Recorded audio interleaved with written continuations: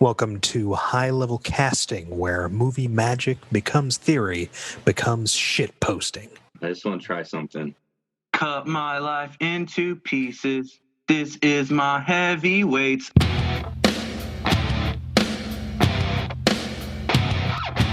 Okay, I'm done. And during the few moments that we have left, I want to talk right down to earth in a language that everybody here can easily understand.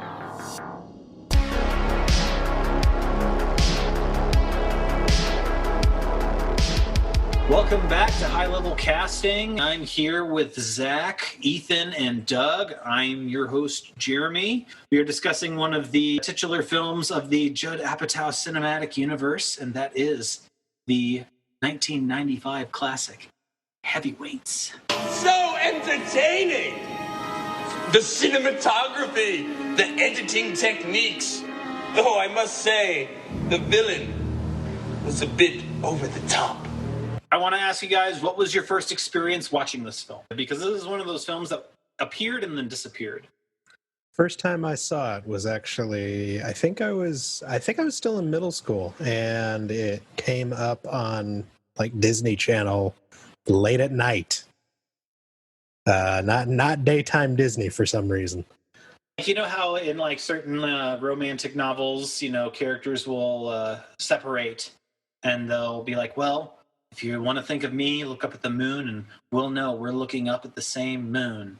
I bring that up because the very first time I watched Heavyweights was on late night Disney. And I want you to know that was our same moon. We may have been watching it at the same time. Same yes. night.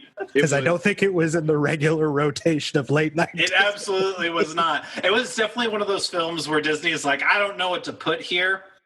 Let's just throw in Heavyweights. We got Heavyweights. It's one of those movies that's so infrequently in the rotation that when you do watch it and try to recall it later, you begin to wonder if you actually saw it or if it was a fever dream. Right. Nobody talks about this movie. It's just one of the forgotten Disney movies. You just like... Yeah, to that point, this is the first time I have ever heard of Heavyweight. Really? I didn't know about this movie. Welcome, my child. I'm glad I've made this journey, right? Like, this is a key piece of information that was separated from my life. That's awesome because, like Doug and I, we watched it as kids and like internalized it as the intended audience, right. Even though it was basically like almost a decade after the fact. You imbibed it in a fever dream and then fell asleep for 4 hours, and now we're talking about it. It was like, I don't have nostalgia for this movie like maybe you do or Doug does.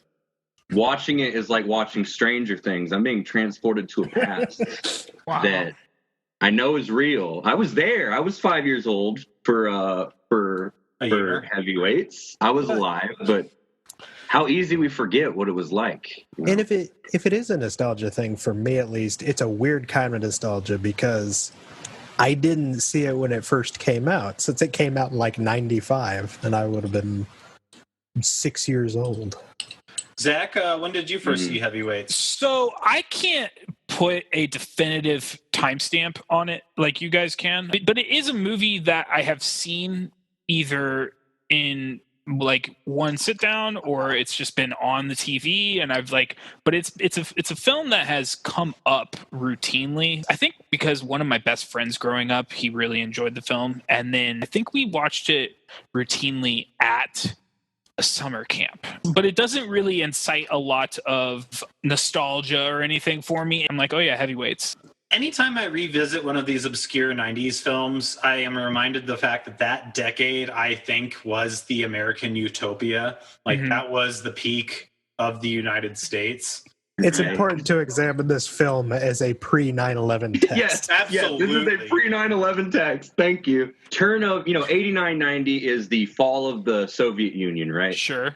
And so this is like basically where America says, okay, capitalism wins or whatever. There are no more big evil bads. Yeah, there's no more big bad guys. China's there, but they're not that important, whatever. The big bad guy is gone. We fixed the civil rights issues in this country, back in the 70s and 80s. They're done. they're not done. They think they're done. Yeah. So there was a certain political philosophical mindset that basically said that like we have hit the apex of economic development. Like for the rest of time, it's just going to be this sort of government and economic style. So what's left to do in this is to just like iron out the remaining social problems like racism, things like that. Just use the free market to iron that out. And so we call it the end of history. There's a book called The End of History. It came out around this time that posits this theory. And then 9/11 happened. So you have like this weird period before 9/11, but after the fall of the Soviet Union, where Russia really isn't the bad guy. So who is? And they have to keep inventing enemies. Sure. And they have to keep inventing these dramas and keep ignoring the obvious ones that our culture is very good at ignoring, like the mass genocide of the Native Americans. And then 9/11 happened. So they didn't have to keep inventing enemies anymore, because they just went ahead and made a new one with Iraq. And now we're here. So what is your guys' experience with summer camp? Did you guys go to summer camps? I was a Boy Scout. Right. I attended it was a summer camp that went on for a week. So it was Sunday through Saturday, which I don't know. I get the impression that most summer camps are longer lasting than that, but I could be wrong. They are in the movies. That's an interesting point. That's what I wonder. Yeah, summer camp seems to last like the entire summer. Like 3 months. I went to a week-long camp too, and that was a Christian summer camp. Yep. That was Bible camp, baby. Ooh. And that's a good time in the development of any young child. And I'm sure. Well, I bring it up because I don't are summer camps the thing anymore? Well, I think that's another very interesting thing because when I was watching this film, I was thinking just how post-economic it was, because all the parents here had the money to have their heavyweight children all across the country. Yeah, fly them to this camp. Yeah. By themselves. Whereas, in Ethan and your experience, I also went to Vacation Bible School, which was a week long. But the reason why I think those two cultural experiences for us were a thing is because that's kind of what our parents could afford, was to send us to this local camp. And then Zach became an employee, right? Yeah, I went to the YMCA summer camp every summer. It's basically just daycare for your kid, Monday through Friday. I had my crew. We had the same people come back every year. It was just it was fun. I have some memories, and then they just were like, hey, be a CI. They called it a CIT, counselor in training. Basically, it was a way for the people who can pay to not work. I've never gone to a specific golf camp or fat camp. I haven't gone to a themed camp. So this is a common American shared point of social experience. At least, right? We have a vision of what a summer camp looks like with the timber cabin houses and the vague references to Native American culture. We'll get to that later. But yeah, right? There's all these movies coming out, especially in the 80s and 90s. There was a summer camp genre, right? Of things. Yeah. That's fair to say. When did that end? What was the last summer camp movie? It's weird because there's, of course, the classic spoof Wet Hot American Summer. Right. Amazing. Beautiful. Which evolved into its own entire franchise with TV series and stuff. But I feel like surely there has to have been summer camp movies since then, but maybe nothing iconic like, say, Meatballs. Yeah, Meatballs. Yeah. I mean, the 90s killed them all, literally, with Sleepaway Camp and Camp Crystal Lake and Friday the 13th. That's funny, because I was going to say, anymore, I feel like the most recent summer camp, at least theme involved, is always associated with a horror film. Yeah, I was going to say, I just watched an interesting summer camp movie about, people going to this camp in rural Sweden in the summer. It's Midsummer. Midsummer is the final summer camp movie. Thinking about it, as you guys are talking about it with horror, the only other time I really hear about camps anymore are the camps that are currently getting banned in various states for conversion therapy, like the places where you send your children to not be themselves. Right. Which, getting to it, let's talk about fat camp, and let's talk first about the word fat. This is a mid-90s movie, right? So we got a lot of things that in the year of our Lord 2020 would be a little suspect. The kids call themselves fat in this movie. They're called fat by other people. In the early 90s, the mid-90s, this was a normal thing, right? Like, people called themselves fat all the time, but that's not cool anymore. So how do we talk about the charming children of Camp Hope in Heavyweights? Since it kind of can border into a little bit of hateful speech, a little bit of slur speech, I think we should just call them the Heavyweights. They're the Heavyweights. That's the film that we're watching. Set, yeah. Or maybe just the Campers. The Campers is a good one. Okay, yeah, that's good. That's good. Okay. And then one of the other things too, just kind of looking at the setting and looking at the 90s, we all have like different images of what heavyset, fat, obese, super obese is. These kids are heavier, but there's nobody that is suffering from terrible health problems in this film. There's only like a handful where you're like, maybe. He's a like, especially, maybe jumping the gun a little bit, the main character, Jerry, like, he's larger, but when I see him, he's like, oh, that's just a normal kid, right? Yeah. Like, he's normal. Yeah, he just, you could tell that he's gonna flesh out eventually, you know what I mean? Mm-hmm. Like, he's just going through a phase. I actually went into IMDb. If you look at his image for the actor, he's doing. He's pretty ripped right now, right? He's chiseled. He's chiseled. Fucking toned. Aaron Schwartz. Yeah. He's also been like an extra in like television for the rest of his career. So I think this was his role. So let's establish the context for this movie, right? Absolutely. So 1995, great year, beautiful. Lion King.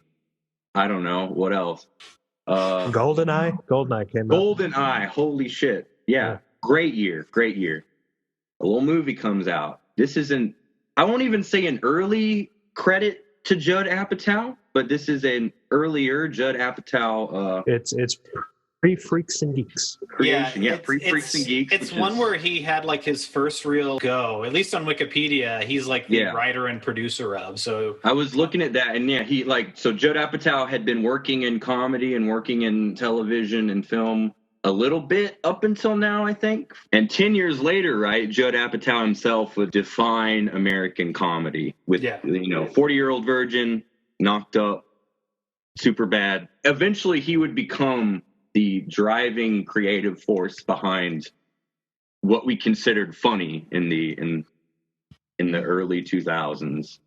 But right now, he's writing a little movie called Heavyweights. Let's hit the plot of Heavyweights, for our listeners that might not have seen it or who have watched it and immediately forgotten. I'll assume most people have not seen it. Most people are like me. I don't know. Yeah.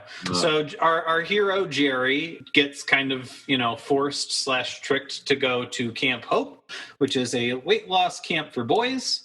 Once he gets there, he realizes that this camp traditionally doesn't worry about weight loss, that it's more about self-esteem. It's about building a space, and yes, I would say a safe space for boys who are picked on, who do not have good body image in their minds for themselves, and just constantly feel pressed upon or victimized by their culture. So all these boys ride up. They're like super excited, and I think probably the hardest laugh in the entire film is whenever Jerry and all of his friends, when he's realizing he's going to have a fucking blast for summer, he rolls past the Camp Hope sign, and there's the kid that does not speak in the film. Yeah, the weird horror movie kid who's there for no reason. Yeah, he locks eyes with Jerry, and he just shakes his head in this like doom bell. Like, he shakes his head and waves his staff, if I recall. He's got his staff. Can we go back a little bit? I want to unpack the setup. I think shows to me some of the weird logic of this movie. Yes. So, summer vacation starts. Everyone's having a blast, like pumped for summer. And Jerry, our main character, comes home where he's introduced to Camp Hope. We, the audience, are introduced to Camp Hope. And he immediately says, this is a fat camp, right? This is a camp where I'm supposed to go and lose weight. His dad, Jeffrey Tambor, is like, yeah, you need to go to this camp because you need to lose weight. But within the next 30 seconds, we're told that, like, this is a fat camp. But, like, even in the introductional video they show, everyone's still overweight. Let's not forget Pat. I was gonna say, the antagonist of the film. Pat is, well, maybe we're gonna have a disagreement about that. I'm pro Pat. Pat vibes. We can be on the opposite ends of the Pat spectrum, I guess. So, you know, the bus to the camp is driven by Pat.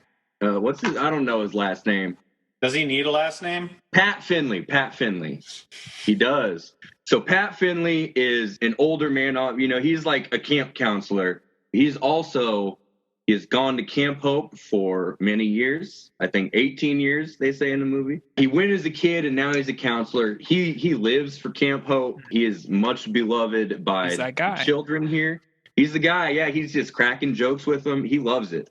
He loves the Camp Hope lifestyle. He is a proto Judd Apatow protagonist in that he's like kind of schlubby, lovable. Yeah, if Seth Rogen were in this role, I probably would have, hated him quite less. So this is, like if this was a movie in 2008 where Pat like smoked weed and said cock and pussy, like, and immediately Pat gets real horny, right? He's horny all over the place. And I want to issue a challenge to all of you right now. Without looking, what is the name of the nurse in this movie? Julie. Oh.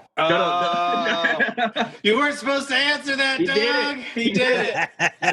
You know what? Tip my hat. You throw a gauntlet down, I pick it up. I would not have been able to answer that. I was going to say it starts with an A, but... Well, clearly you guys don't have the Criterion collection of heavyweights. I didn't the original theatrical cut. I didn't watch the cut where it just says Julie above her head, so you don't forget who she is as a person. Right. Because this movie does no character like progression or development on her at all. She is the princess in the castle for Pat. She's a main character in this movie, right? She has a lot to do.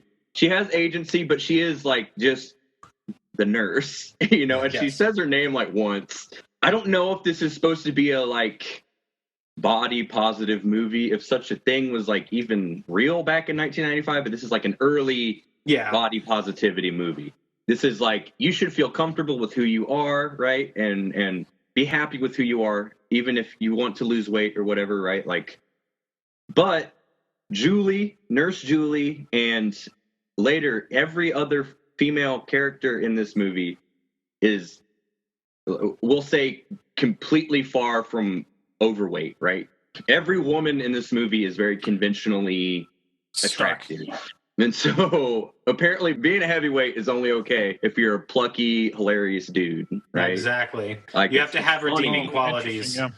Yeah. And what's interesting still is that these female characters, we talk about how like none of them are cast to fulfill that plucky role to be a fellow heavyweight. There are no. This is a male film. This is a movie marketed for boys, and there's nothing wrong with that. But there's a line you cross when one of the few lines a woman has in this film is a joke about another character's bulimia. Like, it's weird. It's weird. This is a summer camp movie thing too. I guess these camps are gender segregated, and a lot of kids movies back in the day, like Sandlot and stuff, were like young boys doing boy things. What summer camp has intramural competitions, and what summer camp invites a all-female summer camp right? over for a singular dance? Like, and what summer camp is this close to other summer camps to begin with? Like, wanted- I just have so many questions about the premise of these joint functions with other summer camps because like Whenever I don't see it. Like and it's like, and it's purely there. The just plot to add- demands it, Zach. Yeah, it just Well, we I need wanted- to, instead imagine- of like advancing character development or something, like let's just throw in like, you know, we got to have a big race to finish. We need it our off, tournament you know? arc, like, you know. and I've got beef with the race at the end too, but I'll say yeah. Anyway, yeah. I imagine it's like Western Kentucky, where there are so many distilleries that make bourbon, but instead of distilleries, it's all summer camps. yeah. I envision somewhere in like Idaho an endless primeval deciduous forest. And Untouched. islands within it of empty space where summer camps, like an endless ocean of summer camp islands. Time is irrelevant. Space and time are together. It's The just pocket of If you run away from the Pocket summer dimension. camp, your Camp only after hope camp. is to go to another summer camp. is yeah, what you you're go to a saying. camp. Well, no, only go to one camp. So everyone Is belongs. this purgatory? Yeah, this is purgatory. this is my hell. Every camp, much like the Warriors, has like a Yes. theme. A Yes. theme and a costume. Like Camp MVP in this movie, they're all like fucking Dark Enlightenment fascist guys, right? They're like Absolutely. proto-marines. There's girl camps somewhere in the Cheerleader wilderness. camps, you got pep camps, Oh. you got like just all the high school cliques, right? Yeah, and so they all exist. So every camp movie you've ever seen, Meatballs,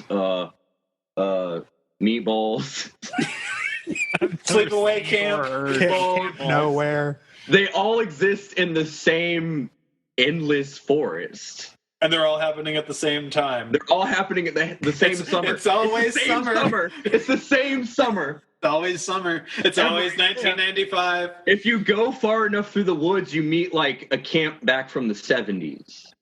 If you go Right. far enough east, you meet like heavyweight camp. Right. And then you get to Camp Crystal Lake. They're all there. One of them is just straight up the village from the movie The Village. The village. And then there's the midsummer camp.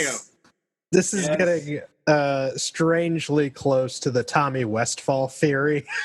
Explain that for me, Doug. That I've never heard of this theory. Like, So there was a TV show in the early to mid yeah. 80s called Saint Elsewhere. Yeah. okay. And this isn't a spoiler because the TV show's like 30 plus years old, but it was a hospital drama, and the end of the series, the finale, revealed that the entirety of the TV show took place in the imagination of a young boy with autism.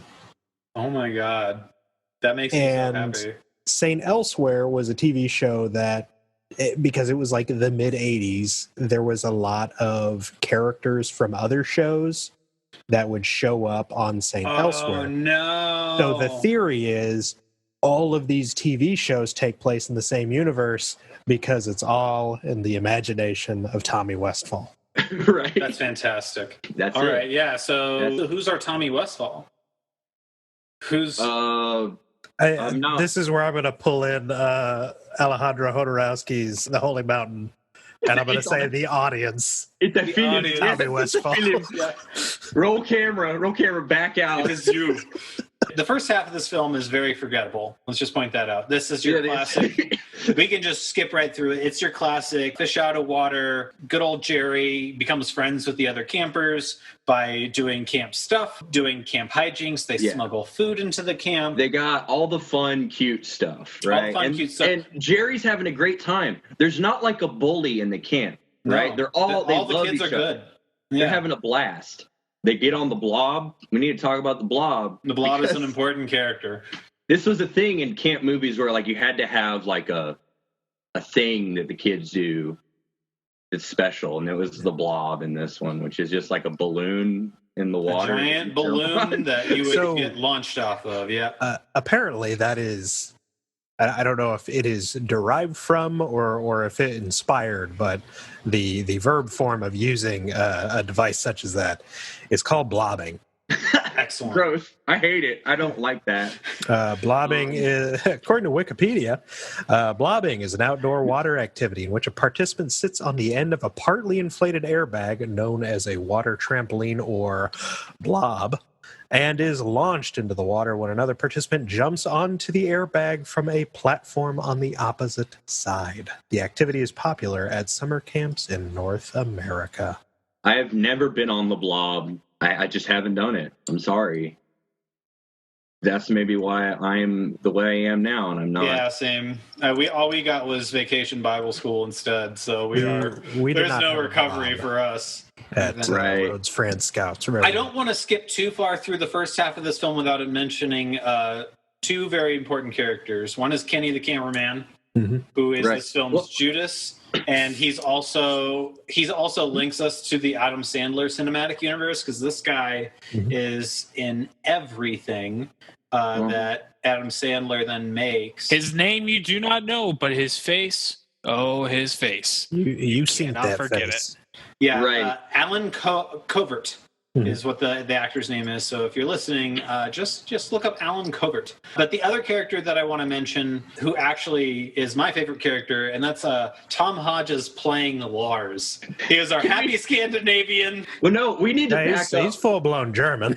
Ooh, okay. Back up a little bit. We need a little that back adds up a little layers to all of this. So this is a star-studded cast. Absolutely. First of all, Ben Stiller, right, has like the special credit.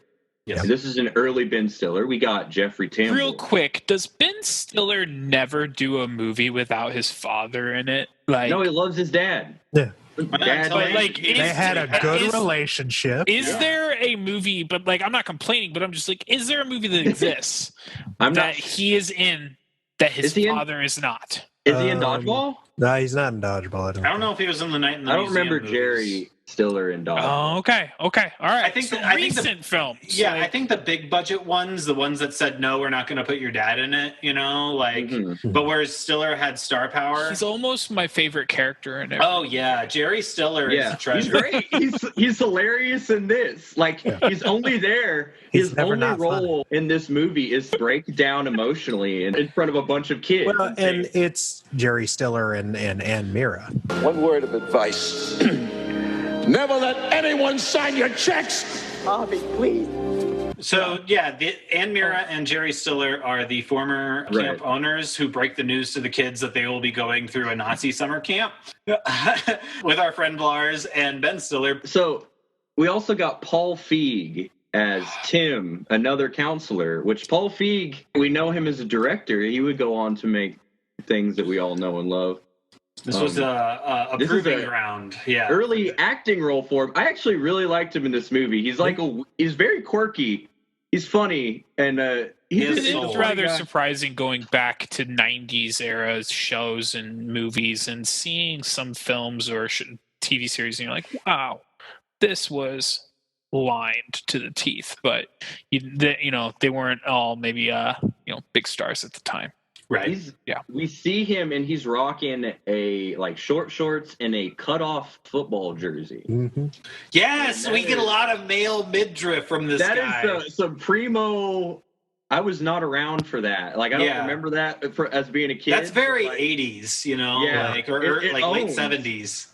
Yeah, and like the torso era was ushered in by Britney Spears and Jessica Simpson later in the early aughts, but we did not know that the torso era was originally pushed by Feige. So, well, that's interesting. Yeah, exactly. He's a trendsetter. He's a trendsetter. He's got the belly shirt, right? Like the tasteful midriff, which we know now is popular now. Back in the day, it was popular. We see that on Nurse Julie. We see that on some other characters. But yeah, he's rocking the full belly shirt, and it's a football jersey because why not? Because it owns. I'm here for it. Because it owns. So you have the camp pass to Ben Stiller's character, Tony Perkins' control. It is now his get-rich-quick scheme. He cares nothing for these kids. But what's interesting about this film, and there's depth to the two characters that are Pat and Tony Perkins. And so we have Pat, who is the lovable underdog, and Tony Perkins, who is the quietly sadistic, ready to snap psychopath, who he himself is projecting his own childhood trauma. He found his success through exercise, and that always like saddened me is listening to his lines, because you could tell like he used to not be fat, which I believe. And then he found it.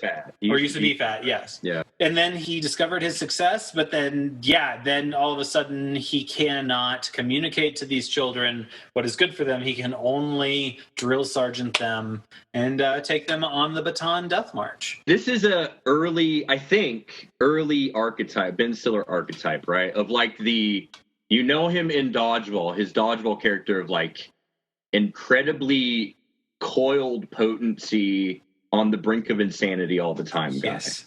And it's funny to watch. It's really good. With the hair in this movie, like he's got weird hair. For some reason, I just keep thinking Vegeta. Yeah. Like he would make a good Vegeta in like an SNL skit. Because he's got the hair. And he's got like the puny humans type thing, right? Like he's got the cadence. Well, he's already wearing the tights and everything. Exactly. Powerful Vegeta energy, and I'm here for it. I love it. Yeah, another character would be like going through this Halloween party monologue, and Ben Stiller would just like go and start doing like pull-ups and just be like, "You cannot beat my power." He loves suffering because, and we're getting into like the psychoanalysis, right? Because suffering is how he creates himself, which is Vegeta's mindset too. Yes. Another podcast, perhaps. But so Tony Perkins, the Vegeta mindset. Tony Perkins, is it Perkins or Perkins? Jesus Perkins, I believe. Perkins, right? The Perkins mindset. He is installing the Perkins system of self-help and exercise to this camp, and this is where the movie becomes a summer camp movie and a World War II POW movie. Yep. We're at the end of history, right? Like, war is so far in the past. Like, we're so post-Vietnam at this point. The Gulf War didn't even feel like a real war. Nobody in American media was, like, mass traumatized by it. So it has been long enough. Oh, yeah. No. This is like... to where we can put this in a children's film, and the echoes of war, the echoes of PTSD will actually be funny. Or at least... as people assume it would be funny. Yeah. And now watching it in the post-Iraq War society, you're just like, oh no. Oh no. Why? Why would you do this? I don't think it's really like that horror. Like, I get the idea, right? Like, okay, like the producers are like, hey, Home Alone was great. What if Home Alone... Looney Tunes. But the kid was, doing quirky antics getting out of a prison camp. Exactly. And so the way to do that is summer camp. And so the new rules are installed, and we meet, as you mentioned earlier, the new camp counselor for Jerry's group, which is Lars. Yes, back to Lars. Which now, just in my brain, before I lose it, I want to know how this was pitched. And I would imagine that there's a probability that this was pitched in a studio where it's like Hogan's Heroes, but with summer kids. Camp. You know, Lars is a Nazi. Lars is a Nazi because the kids ask him where he is from, and his word for word response: far away. I am from far away. He's a Nazi. He is a Wolfenstein NPC Nazi, and that like he's not only the Aryan physique, but also like the weird, almost perverse personality, right? Like he's obsessed with the aesthetic. He set the sights on Nurse Julie early as well. Yeah, he's hungry for Nurse Julie. He mentions, and I love this, right? He snores really loudly, but he explains this to the kids as, I have a severely deviated septum. The 80s were great for Lars. The 80s were great. Are you saying he had some Wall Street? Do not worry. I am fine. A little bit of that candy, yeah. A little bit of that nose candy, because things get real freaky in West Germany. So Funky Beats Lars is the... They're Funky Beats. They're Funky Beats Lars is the primary antagonist, right? He's the commandant that executes the will of the camp to the kids. Well, is he the commandant, or is he more of the The lovable schlubby Nazi. He becomes that later, but at first he is just he's the very much enemy. exuding. Yeah. It's not until They really flip his character in the end. not until his capture and torture that he Yeah. becomes a good guy. So before we start getting into some of these highlights, I think where the second half of the film really kicks off has to be when the girls' camp is brought over for a dance to humiliate the boys to stay on their diet. Because at this point, the Perkins mindset has been unsuccessful in converting these children to whatever the hell Tony Perkins is doing. Shame worked for him. Yeah, shame and guilt. So can we say before that he invites Camp MVP, the ROTC camp, from over the ridge to come and play softball. So first is to humiliate them through masculinity. We're not teaching them about sports. We're teaching them about life. Well, so that's something that actually I think inviting the girls' camp is actually an anomaly here because everything with MVP happens every year. Yeah, like that is that's true. Which if you're trying to avoid shame, right? Yeah, like even in the glory years of the camp, they're like, oh yeah, they always come and they always beat us. They make us feel like assholes, and we hate There's it. no rule about in order to have a summer camp in 1995 here in Idaho in the Great Forest, you have to have intramural sport competitions every year that you will lose every year. Don't worry about it. Or you'll be kicked out of limbo. It is a rule of the universe. This is your Promethean fate. If you ascend high enough, like Tony Perkins says, Icarus. Did you ever hear the story of Icarus? Who continually rolled the ball up the hill. But when he got too close, the ball melted in the heat of the sun. You're all like Icarus. You ascend on the karmic level high enough, you leave Camp Hope and you go to Camp MVP. You go down. Shit. You go. This is the Buddhist cycle of reincarnation. What if Tony Perkins really is Prometheus and he's come down from Camp MVP to bring the kids fire, and instead of accepting it, they eat him, and that's what happens. Right. Okay. So the dance. Yeah. Okay. I want to be here for this. So humiliate them physically and through masculinity with the softball game. Right. That doesn't work, and so Tony decides we're going to humiliate them sexually. Mm-hmm. And this is where, and again, this is a 90s kids movie thing, like the weird sexual current of it. Yeah. It's like played up. So, for some reason. It's that middle school level where you're like, you can't break the spell by saying anything, but just putting you in the same liminal space with the opposite heteronormative sex. Like, we'll cast this spell.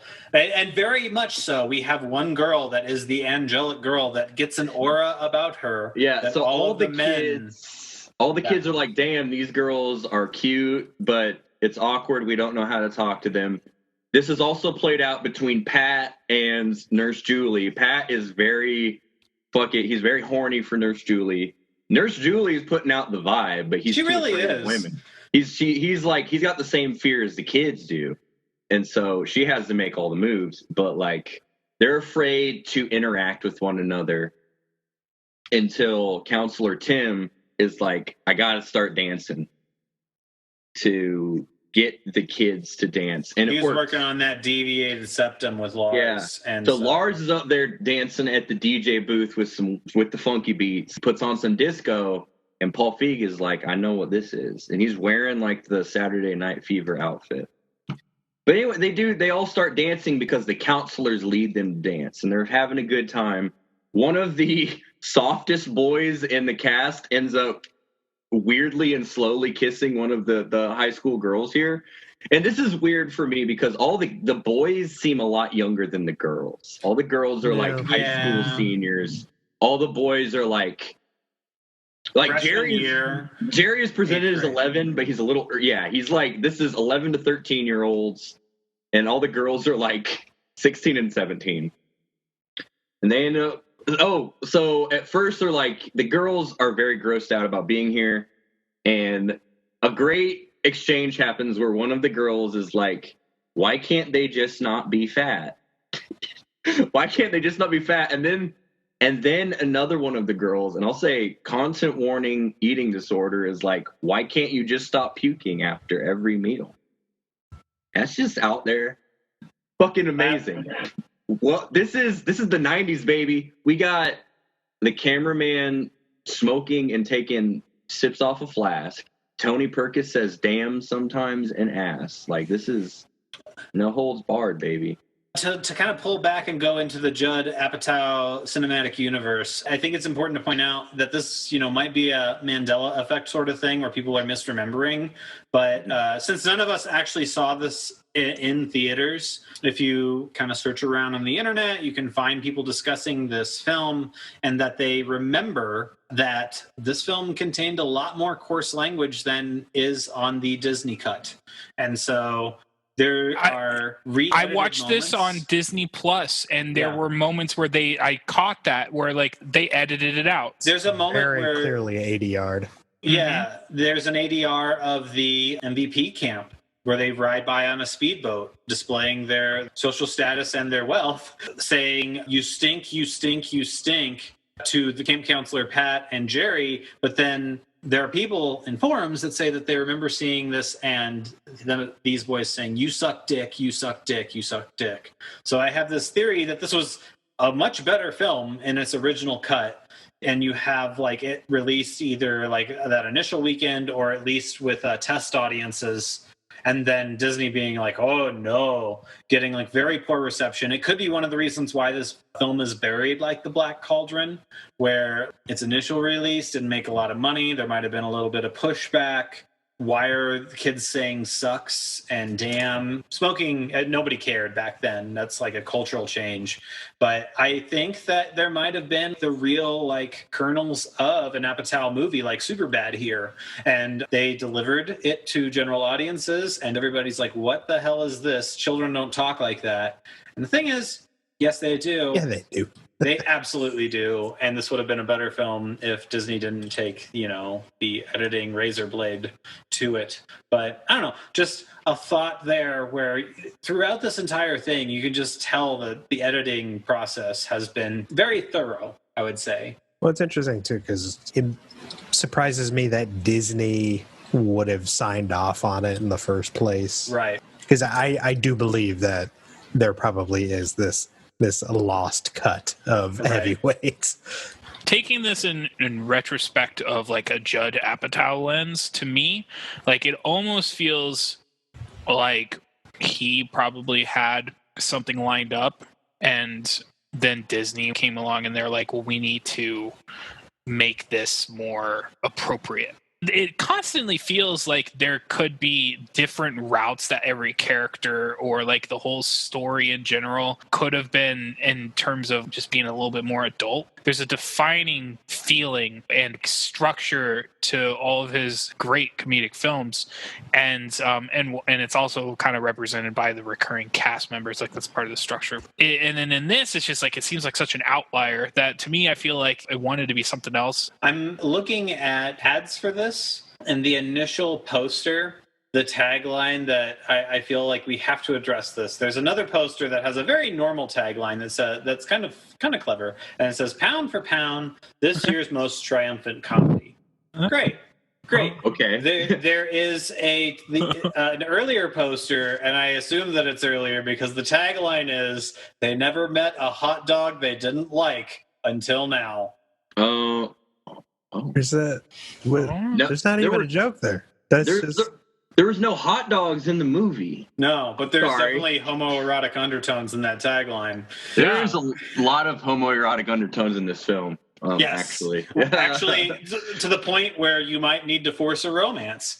So, yeah, to remind them that this is a straight movie for straight people. Yep, that you need to have. And that's why this dance happens, honestly.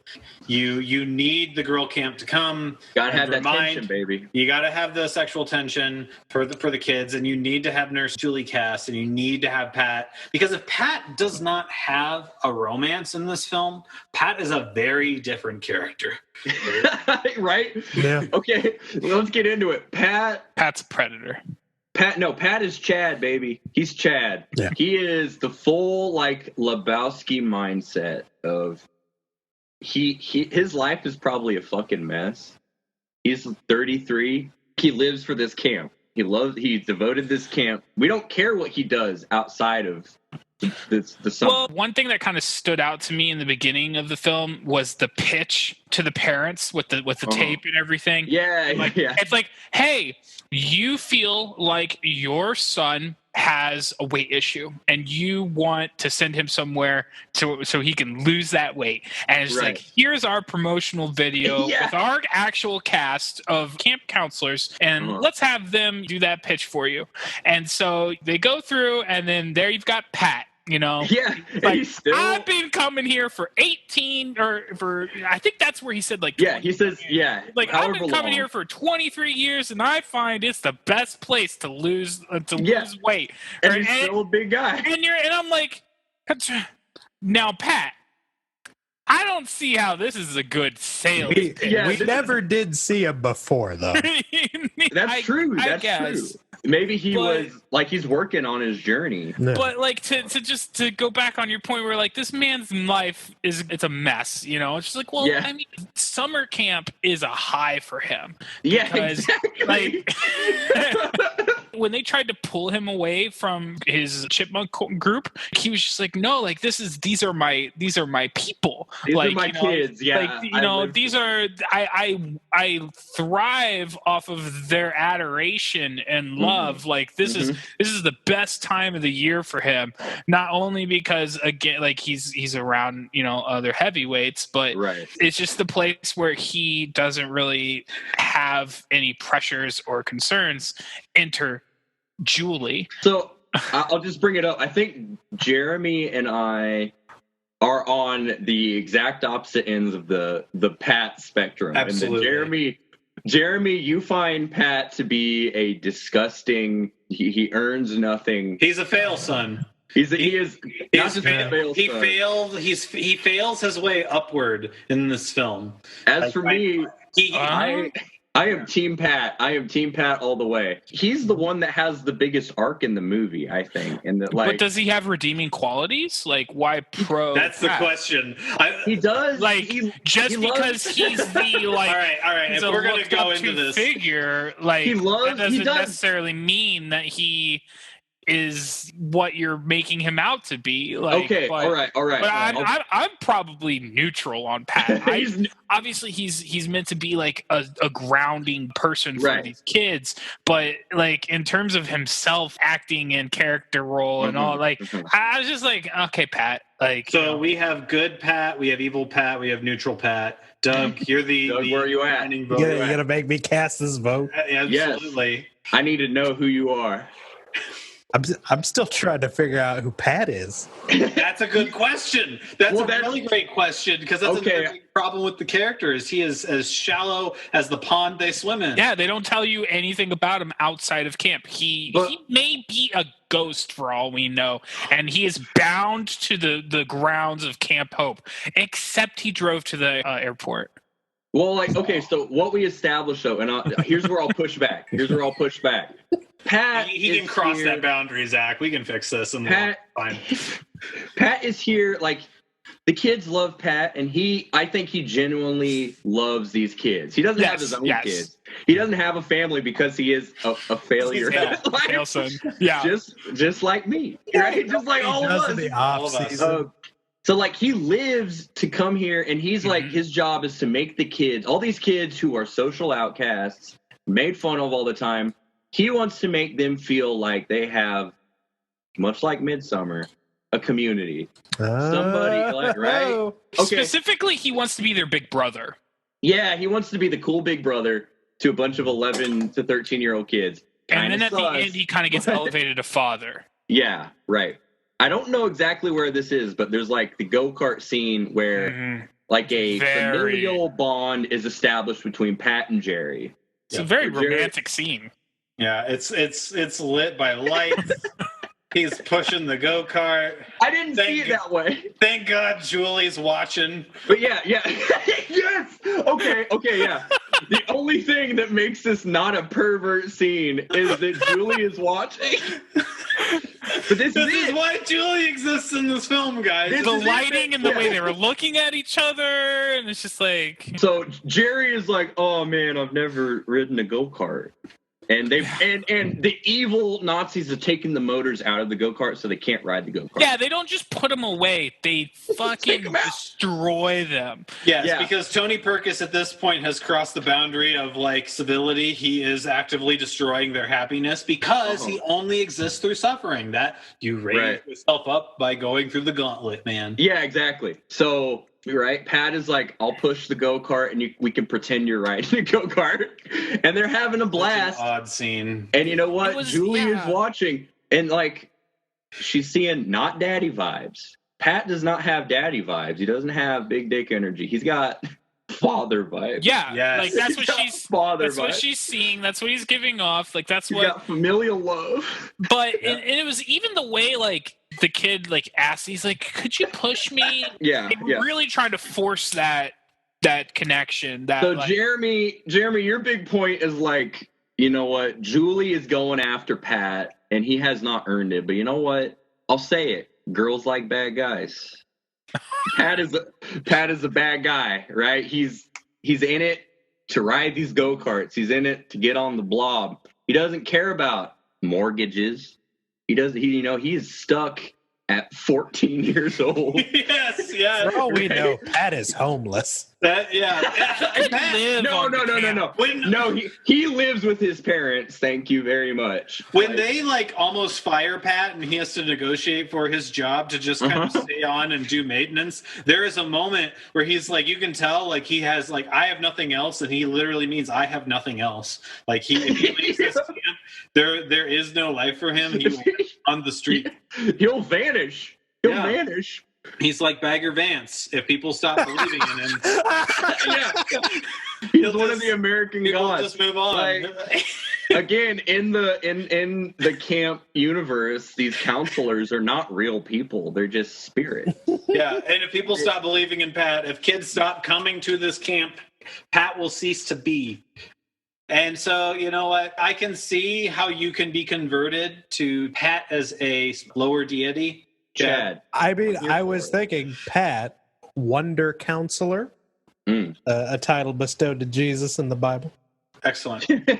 Wow, amazing. All right, let's cover the second half of the film and these hot beats, right? So we start getting hit by the fact that this movie has a plot, and it eventually does, unfortunately, have to end. And for some reason, we're not even to the weird shit. I'm going to just read through what happens, and we can talk about like our favorite parts of it. So war begins between Tony and Jerry and the children when the children break into his house and discover that he has been holding all of their letters. Yep.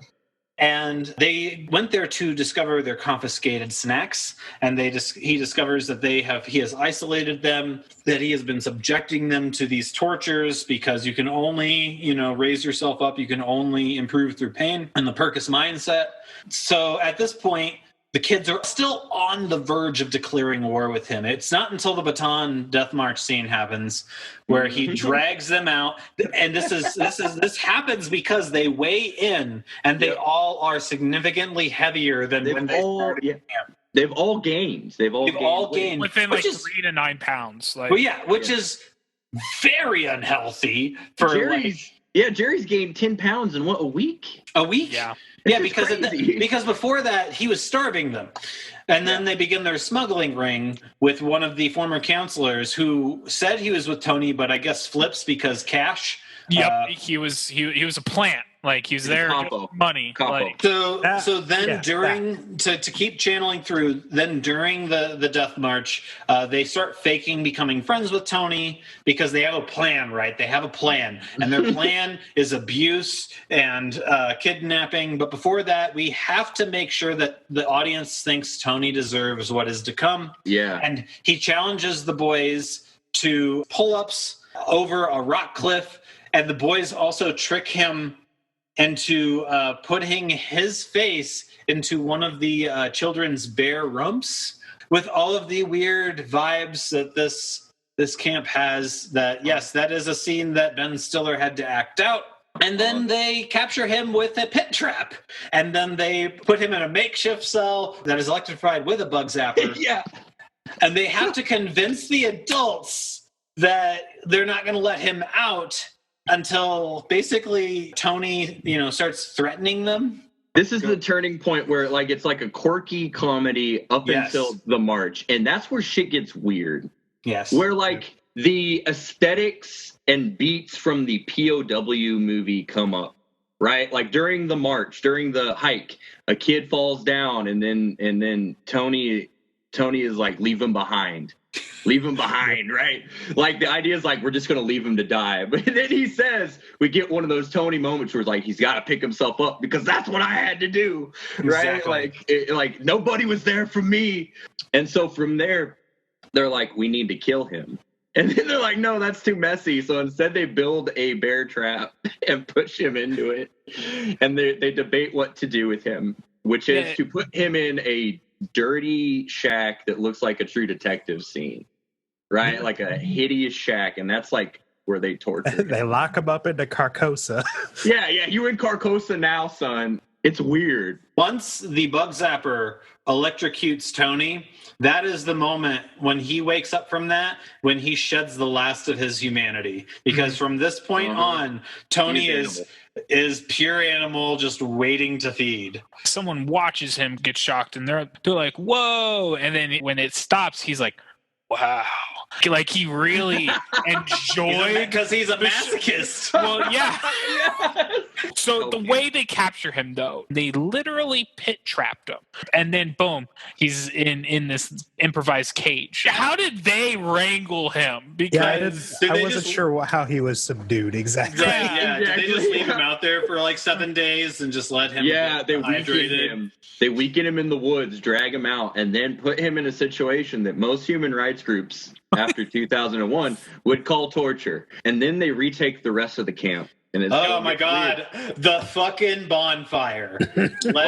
Can we talk about the heavy bondage with Lars? They tie him to a tree. Lars. Because this happens at the same time. This is happening during the bonfire. Lars has a choice. The choice is join us or be deported. With the heavy bondage. Yeah. So they've captured Lars, tie him to a tree, and then also they don't show us how they caught Lars either. No, they suddenly have they have control. And him and the two other camp counselors. I forgot about those. They captured all three buff dudes who are in control of them and tie them to trees in the middle of the woods. There's a lot of conversation, honestly, about these sexual pathologies of these kinds of movies and how these things affected people in the future. They capture Lars and they strip him. They tear his shirt. So that his chest is exposed, and then smear honey all over him with a brush. And then while he's bound and helpless, one of the little kids hits him in the nuts. Oh, that's right. They also warn him that bears are in this in these woods, so he has the existential threat of death. Well, he did tempt him with candy that he did not have. Yeah, right. When he came back and punched him in the nuts, but this is abusive. This is a fucking weird move. This is where it gets weird. Okay, and then the bonfire scene. We go full Lord of the Flies. Lord of the Flies, baby. The children are now in charge. And what's really weird to me, though, is it's not as if they haven't already been smuggling full cheeseburgers into the camp. It's not like they've been deprived of these things, right? But for some reason, we have a full circle of wild people because there's also... How to celebrate. Well, there's severe undertones of what people think Native Americans did, Yeah, and so I would hazard to guess that the children are dancing around the fire is their return to the natural scape, except that natural existence is now covered in chocolate syrup and marshmallows. high fructose corn syrup abounds. Yeah. This is interesting because we talk about how Tony loses his humanity. Yes. The kids also lose their humanity. They revert to this primal state in a symbolic blood orgy, right? Yeah. Ziggy also joins them. Down. Yeah, Tim, who used to be a heavy guy and he lost weight, he succumbs, right? Like he gives into temptation. Yeah. Yep. And Pat wants to, but he is saved because she can change him. Someone has to captain the ship. And this is another thing too. Like you have some like weird sailor vibes because you're out in the wilderness here. Like the crew needs their parties so that they do not mutiny. So right. Because Pat has already seen what they did to the last captain. Yep. Exactly. They're hungry. He needs to let them have this party because the moment the sun comes up, they revert to their humanity. And Pat's like, all right, boys, let's get on this wagon. Let's turn this back into a real camp. Okay, this is important for me in my respect of the Pat character. If we want to say that this movie has a theme at all, it really doesn't. It's just like a kid jokey movie. It's that we have, okay, let's get down to dialectics. The thesis of the movie is Camp Hope exists so that fat kids do not have to be challenged by society. They can just have fun. Exactly. And relax. Thesis. Antithesis is Perkins mindset. Tony says, no, you need to lose weight. You have to be healthy. The only way to do this is through suffering. You have to deny yourself. You have to go into the maw of the void. And you have to worship pain. Yeah, and come out the other side a monster, yes. And so Pat has a choice, and he ends up synthesizing the two, right? And saying, and this is what I was looking for. I was looking for, like, what is the health and positivity message of this movie, which is only there for like 30 seconds. When Pat is like, hey, we want to have fun, but we also need to learn self-discipline. And he says this to all the half-naked children covered in chocolate sauce. Yes. And like they've painted their faces with marshmallow cream. This is the one thing where they're like, we need to like take control of ourselves. And that should have been the guiding theme of the rest of the movie. And that, like, exactly, if this was a movie now, it would be like the self-care journey. Basically, it's like we need to learn that, like, we need to love ourselves, but have discipline to make positive choices and not succumb to our base desires. But instead, they do that for like 45 seconds, and then it's over. I want to interject and say this is where I think if you wanted to like improve this movie and add a little depth to both characters, I would combine Pat and Tony. Yeah. At this point. Like, Pat and Tony could have been, like, the same character, because Pat really doesn't exist, except for whenever he's introducing the camp as, like, this force of good, and then he kind of just exists on the periphery. This movie suffers from a lack of Ben Stiller. Ben Stiller is why I like this movie. You get to see his early acting. He carries this on his back. I think you could easily have Stiller succumb to, like, this psychotherapy of the bug zapper and realize, hey, maybe I was wrong, right? Like maybe as he's talking to some of these kids, he has like a realization at the same time that these kids are having a realization at this party. They both dehumanize at the same time. And he escapes and sees that they go too far. And there's like this moment where like you have this turn and you could have there be a redemption arc for Tony. Because all Tony knows is suffering, and even after this, all Tony will continue to know will be suffering. Yeah. It makes me sad because he is the product of an abusive father who neglected him that he's always trying to live up to. The point of this get-rich-quick scheme is very clearly his dad, who we see in the next scene, yet again, bails him out. And because his son is a failure, this is a movie of fail sons. We all are fail sons. I love that Ben Stiller plays his dad. Exactly. As an Uncut Gems character. Absolutely. Like, hey, we got to. And he's like, "What? I never got hugged by my father. And look at me." And this is why I'm anti-Pat, because there's a moment where he's like, "All right, like everybody go home." Like he's here, like I'll just refund all your money. And they're like, well, I guess I could put an adult in charge for insurance purposes because I need to sweep the plot of this movie and all these crimes under the rug. So who here has been here the longest? Which isn't that why, like, most of America and the Peter Principle exists? Yeah. You're here the longest, people know you. Therefore, you have earned your shot at responsibility for humanity. You fail your way up to a point, and that is the Peter Principle. You earn your way up to the point where you will fail. So my thesis is, Pat's going to take over this summer camp, and he is going to sink this ship within 5 years. years. Oh, That's my thesis. But before we go too far and we go to the horrible, let's forget all of our lessons contest with Camp MVP, we have the confrontation with Tony Perkins and the parents, which is my favorite scene in the film. Because it's degenerate. Just full degenerate. It's fucking hell.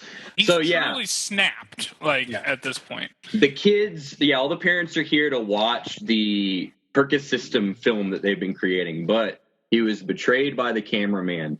So this is like a hidden camera reveal of the atrocities. Another wonderful point of this film and how it is, a war POW film is we get to witness a full winner's propaganda film. We get to see the highlights of the worst, and to where the Nurse Julie is like, your children, if they still stay in this will die. It's so good. And then it cuts to, and this was a fake scene. They put in a fake scene of a kid grabbing a rat out of the dirt and slitting it open. Amazing. Just scarfing it like a mollusk. Like a sailor's mollusk. Yeah, they're so hungry they're eating the rats. And Pat is like, I wanted to add a little drama to it, add a little spice. Literally creating atrocities. Yep. And then you pan up and you hear the slow clap of Ben Stiller's Tony Perkins. The beast has returned. Ceiling. Yeah, in a window 3 stories literally up. above them all. The beast is back, baby. Yeah. He hates. His power is still lorded over them, because of his primal dangerousness. He's he's a extremely tattered skin suit, speed suit, barefoot. Well, yes, important. Yeah, he does that triple front flip downwards, which you would think is a stunt double, but it could be Ben Stiller. That dude is ripped. I want to believe it's I want to believe it's him. Ben and he Stiller. goes, and I love the little character moments of his acting where he goes, "Ow!" Exists in pain from that landing from 3 stories up. Classic shit. I now understand Tony better because of you guys breaking this down, but I didn't catch on how big his moments were because he's a masochist. Right. At the end, I was like, wait, why is he breaking glass? And then I also glass get, to ascend. when he jumped down from the window and he lands and you hear a crack or what, and he's just he is not of this mortal plane, and that's what he's demonstrating. The body is but a vessel. His character climax is when he's doing the gymnast stuff over the cliff. He's showing you, I live to die. I am ready to die because every waking moment is my testament to my own suffering. Yeah. He is full free climber culture. Wow. Yeah, this is the way that I prove to myself that I am okay. Is constantly putting myself on death's door. So what I love is this very short confrontation scene between Jerry's dad and Tony Perkins, where Tony is asserting that he is above this mortal coil by shattering jars and bottles on the floor and willingly walking through it, walking on the glass, howling in pain. Amazing. And who hits first? Was it the dad or Tony? The dad hits first. The dad hits first. And the thing is Tony is not human anymore. The dad turns. And just and says the most dad fucking 90s dad thing. You see, you have to take a stand. Not knowing that his son has already committed a war crime. Committed rape crimes and atrocities, he created Tony Perkins in this form by torturing him and stripping him of his humanity. And then you just see Tony slowly rise behind him like the monster that he is and do a double chops. 2 double judo chops. Fantastic. Good shit. Who destroys the beast after that? Who takes him down? He takes himself down. It's a cell phone. Yeah, he knocks himself out. The only person who can defeat Tony is Tony. Yeah.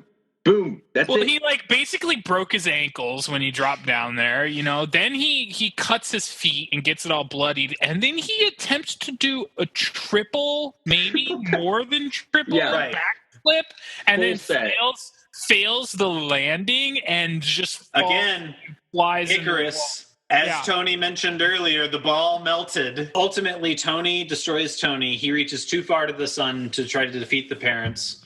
And Tony does this triple backflip and give himself a concussion.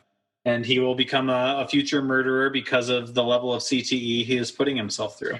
And at this point, we see Tony Perkins fade out as a character, and the opportunity for a amnesiaed Tony Perkins to develop his new life, right, becoming the lead villain of Dodgeball. This is how we transition from A to B. There's just so many correlations. It's like the same shit. It's like, but for me, the biggest little thing is that they both heavily involving the color purple, and they're both fitness. The color of royalty and power. Yeah, the biggest thing is Ben Stiller had fun in this movie. Yeah, he had fun playing this character.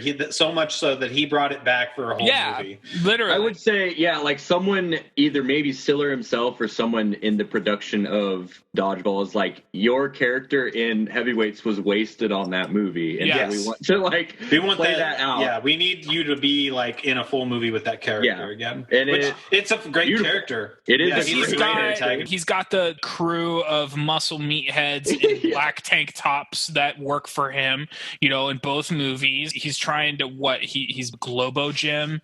Globo Gym. He even has the masochist self-denial, right? Because he's got the slice of pizza and the electrode. Literally the same character. He's developed. Nobody makes me bleed my own blood. Yeah. He torments himself with snack food, right?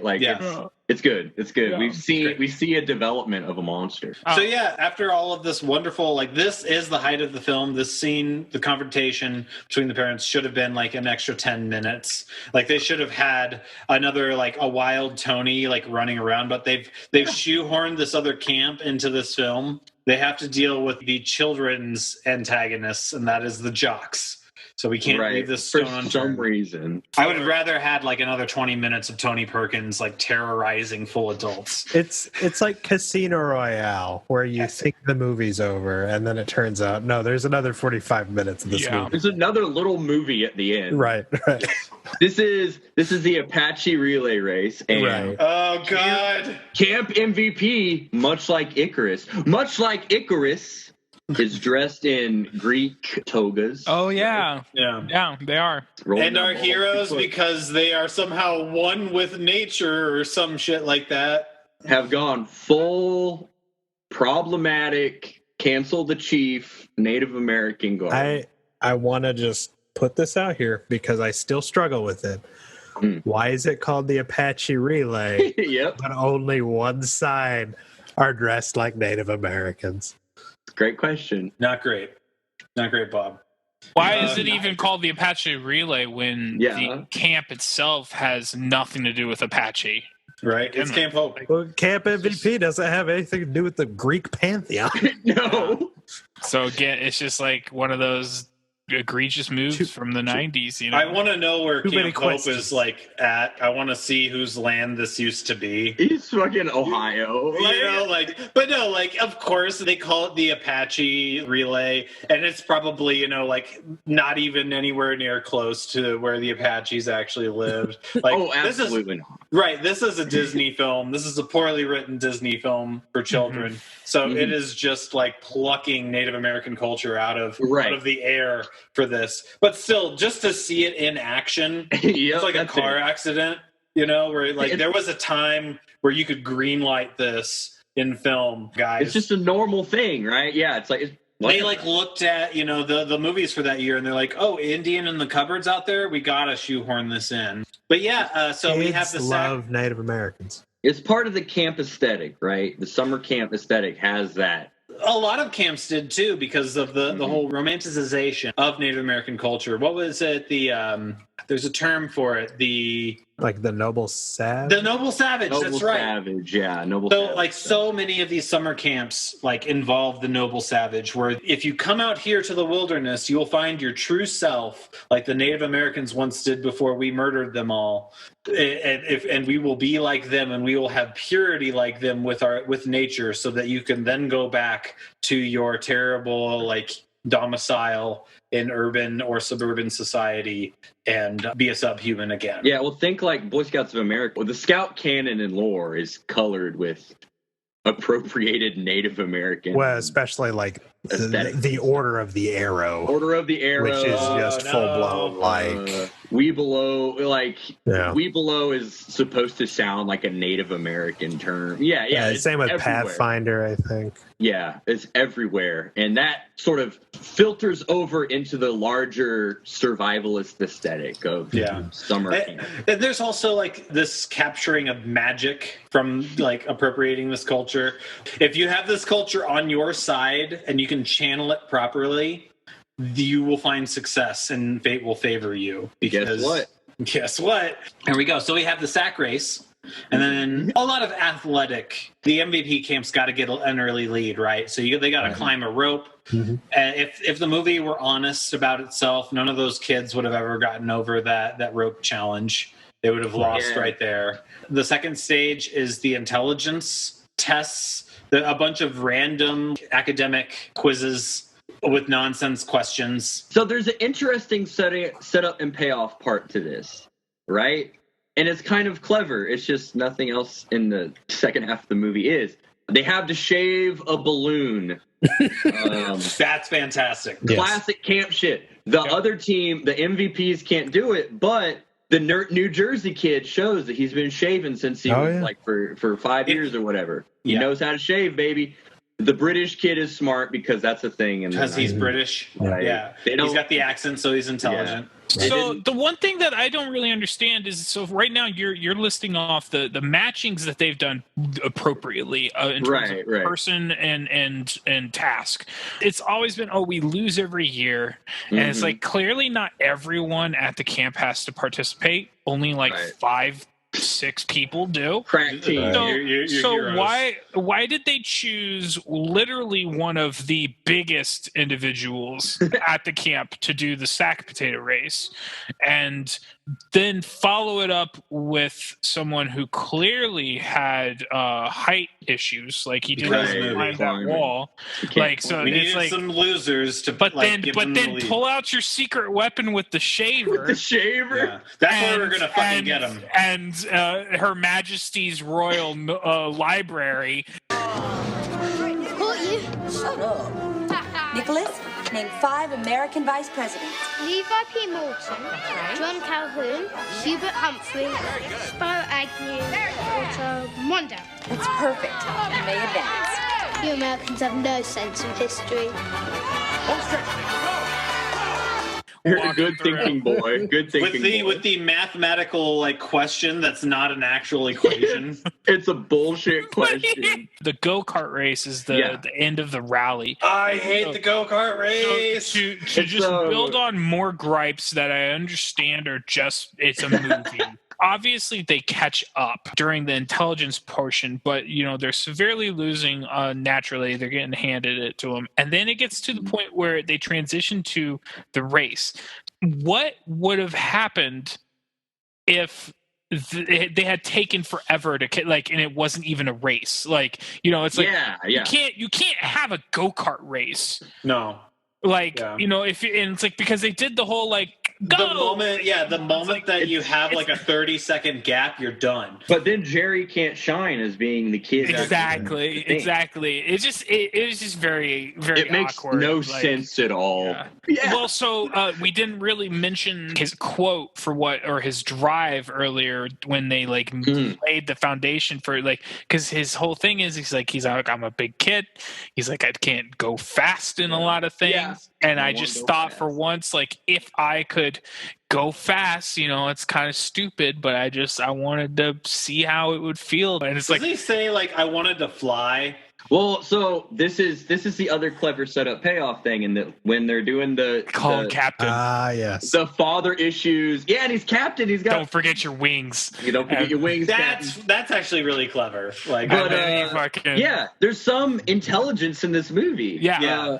They're doing it really the daddy is like issues 2 thing. films. Yeah, going And- back, I think there was a much better film that Disney then murdered in editing. Yeah, and reshoots. Jerry is like, you can jump in these things, and Pat is pushing it, and he's like, baby, you can fly. You can fly.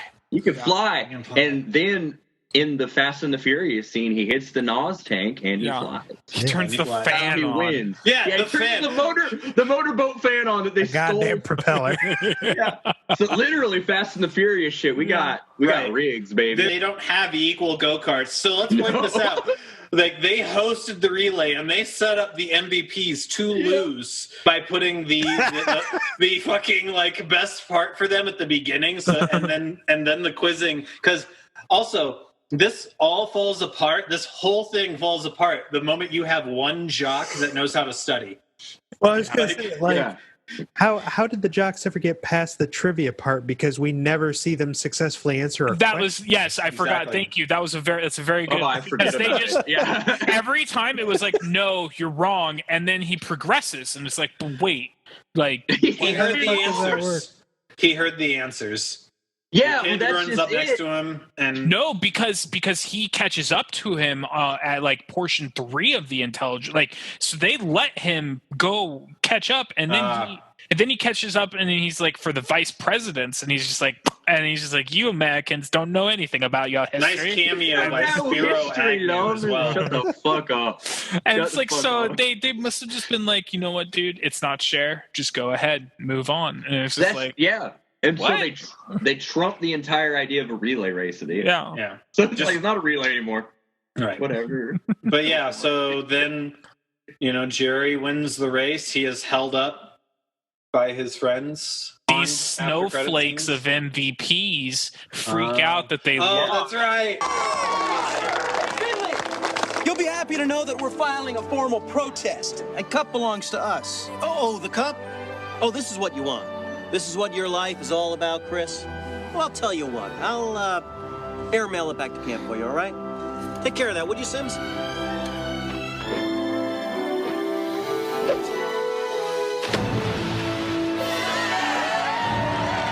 And then they like throw it in the lake. Embrace chaos. It ends with Pat wet kissing Nurse Julie in front of a bunch of children that aren't. That's right. You bet I'm crazy. Crazy about my gal. Roll credit, And baby. the children finally know that Pat can get it, and Pat therefore they fuck, can get it and maybe too. they can fuck too. Exactly. Don't Progression of And then the Pat mists of Julie Barovia weird. disappear. Yeah. Yeah, and then at the end, there's a very brief after-credit scene that reveals that Tony is still alive and on the loose, but now he's selling crystals. Yeah, healing Which is- crystals. He changes his identity. Which is comedy, right? Like Changes his Joe. identity. Comedy in gold. Globo Gym, baby. Joe. Yeah, exactly. He embraces his. He changes his identity, but he only knows one thing, and he knows it well. It's terrifying. Like if you there was a knock on your door and you saw a man that looked like that, and you didn't know who Ben Stiller was, you would grab your gun or baseball bat. So I want to get into why I really hate Pat, and I think the big thing is that this is all linked. And here's my fucking galaxy brain theory. So Heavyweights is released in 1995 and is immediately forgotten because the re-edit of this film is just terrible. In the early 2000s, it was to pad time for this, 24-hour Disney Channel, and you realize like, oh, it's, 1 a.m. on a Sunday. What are we going to put on? We're going to put on Heavyweights. So there's a whole subsection of children that were watching this. And the messages that they're receiving are that they're just fine the way they are. They do not have to exert any effort. Discipline is only mentioned either as a direct source of pain or as like a passing word of advice. And then you have your two heroes. You have Jerry, who wins the go-kart race because he cheated with the boat fan, and the fact that like he's somehow magically good at go-kart riding because he's sat in one for 20 seconds and had a man push him. And then you have Pat, who in that, like pivotal scene where he gains power, I've been here the longest. All Pat has with Julie is a working coworker relationship. Right. Before this, all he's done is actively run away from her and avoid conversation with her, then suddenly treats her like a coworker, and then suddenly jumps to immediate kissing at the end because the kids won. Not him winning, the kids won because he led them, but he also inherited the leadership position by default. It was a setup before that they were like dating. I know, right, but you don't have any actual scenes of a relationship. Right. One of the very few that you have is when she pulls him back and she's like, "Don't go, like stay here with me." Right. She is always making the first move. She's got to work for Pat. So my question is I'm 13. I'm watching heavyweights. I'm not doing well in my school. I'm being bullied. I'm a heavyweight. Where's the race that I win? Where's my Julie? Oh, okay. Why am I not getting these things? Yeah. Where is my safe space of Camp Hope? And then you realize there is no safe space. This is all a fantasy. The world hates me. The libs took it away. You know what? The libs took the camps away because of the Native American culture appropriation. And now all I have are internet forums and QAnon. That's what I've got. I kind of love this, and I'll help you, right? So it's a 1 o'clock Disney movie. It's not fucking Halloween Town, baby. This is a 1 o'clock Disney movie. Right? These are the kids that are probably like, they're not allowed to watch Adult Swim. Right. So like while all the cool guys are learning about Cowboy Bebop, watching Faye Valentine, they're having those important life lessons. Who's up at 1 a.m. and you cannot, air quotes, cannot watch Cartoon Network? Good like question. you're watching Cartoon Network because it's 1 a.m. and nobody is on up. Sundays. They didn't play Bebop, baby. That's the other problem. This was the time when Adult Swim was only Sunday night.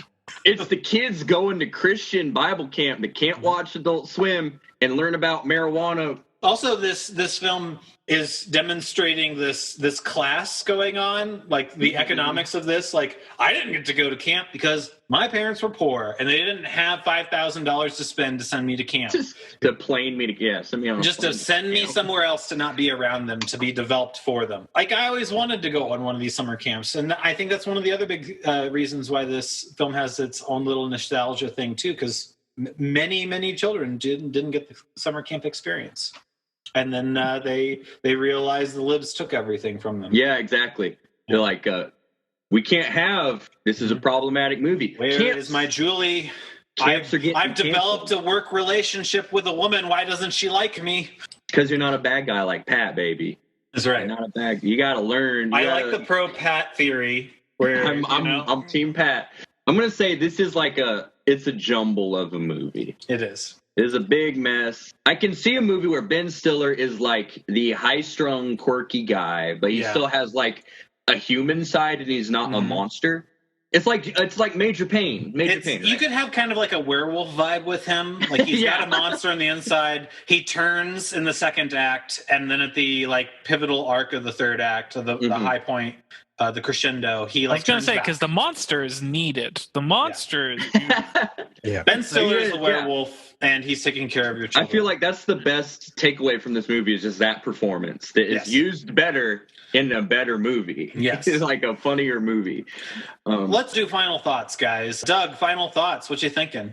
10 out of 10 would watch again.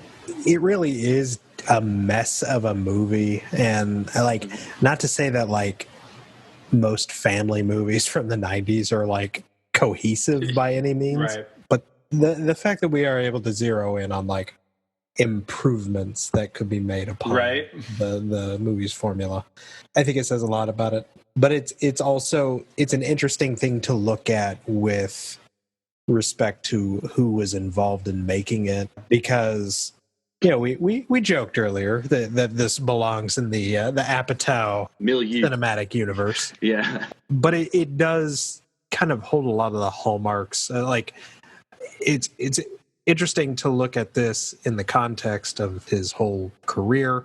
You can kind of see Freaks and Geeks as a transition between this movie and 40-Year-Old Virgin and everything beyond that, because a lot of those themes are kind of carried over. We talked earlier about the fact that the female characters in this movie are not really given the fair shake that they are, just kind of set dressing for the most part. And that's still a common criticism of Judd Apatow's movies. I don't think it was as much of a criticism with Freaks and Geeks, because I think Freaks and Geeks is kind of seen as his best work. But I know that was a criticism of 40-Year-Old Virgin. It was definitely a criticism of Knocked Up. He can't expand beyond the male perspective. It's a good point. Yeah, it's a really good point in all these movies. It is the women are trophy movies, basically. Superbad even is right? The whole goal of that's like a turnaround. The goal of the movie is to get laid. But in Superbad, actually, I think Apatow just produced that. That was written by Seth Rogen. Seth Rogen wrote that himself. When they were kids. Zach? To me, the movie is kind of forgettable. It is a victim of being two films in one. It was the stepping stone, the prototype of Superbad is what it kind of feels like it wanted to be, with just different thematic components. But Disney is no, you need to cut out what you're trying to do here, because we're not about it. This is a PG film, and you just need to simplify this. I can't help but walk away feeling with the lens of and mindset of knowing what else he has gone on to do, even in just a producer mindset. But it's not terrible. I did fall asleep in it on my recent rewatch, so just take that with a grain of salt. You also saw it partially 100 times. So it's it was nothing I was really enthused about. You're oh man, I gotta watch. I was okay, Heavyweights. All right, here we go. Ethan, what do you got left? There's enough interesting bits in this movie to make it curious. It's not just a completely forgettable movie. I think the Judd Apatow's influence in it, Ben Stiller's performance, there's enough in there that I'm interested in learning about the creation of this movie. I wonder if there's any literature, anything on that. What Heavyweights has given me is I don't know, an RPG module set in an endless horror forest summer camp. The last film that we reviewed was Midsommar. Yeah. And Midsommar is a film that is... It's beautiful. Amazingly important and amazing. Non-stop laugh riot. Every single second of that film is packed with metaphor, is packed with tension, is very deliberate. It is everything that Heavyweights isn't. If both of these films are summer camp films, Heavyweights is a male-oriented children's, happy movie that is poorly everything. Instead of trying to understand what a director was trying to tell us, we can then see what a mess a film is and dissect it, what's wrong with it, and not have to worry about reading or missing that 2-second clip that informs a character, except for those little moments with Ben Stiller, who quietly tells us about his traumatic childhood that no one empathizes with him with. There's a lot to be said about going through these forgettable, terrible films and seeing how they fit in people's careers. Also, you can spend a lot of money and mess up on a film, but you can still learn quite a bit from it by what people do wrong. You know? Oh, absolutely. Yeah, it's not cool to have your only female line for a character be a bulimia joke. Not great. Maybe don't do that. Try better next time. Doug, you recommended this movie, so what led you to recommend this for us to watch? Yeah, seriously. You made us watch this. Explain yourself. I'm honestly trying. It started as a joke. Right?